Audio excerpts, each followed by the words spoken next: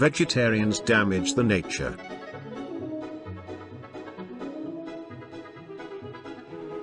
Vegetarians and activist groups that promote their worldview of vegetarianism claim a diet with a mixture of fruits, vegetables, dairy and seafood is considered as an ideal for humans. According to a new research from Carnegie Mellon University, following the USDA recommendations, consuming more fruits, vegetables, dairy and seafood is harmful to the environment. Because these foods have relatively high resource uses and greenhouse gas emissions per calorie. Published in December 2015 issue of Environment Systems and Decisions.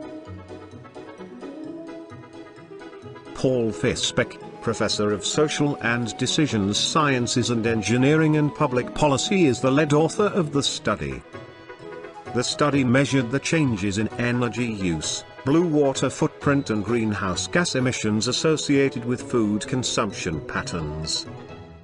Eating lettuce is over 3 times worse in greenhouse gas emissions than eating meat products.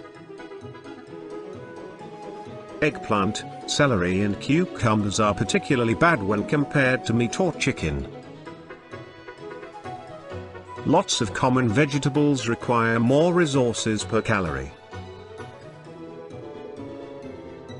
They studied the food supply chain to determine how the obesity epidemic in the US is affecting the environment. Weight control and eating fewer calories has a positive effect on the environment. This reduces energy use, water use and GHG emissions from the food supply chain by approximately 9%. Eating the recommended healthier foods increased the environmental impact in all 3 categories. Energy use went up by 38%. Water use by 10% and greenhouse gas emissions by 6%. There's a complex relationship between diet and the environment. What is good for health need not always best for the environment. This should be in mind when we plan dietary guidelines in the future.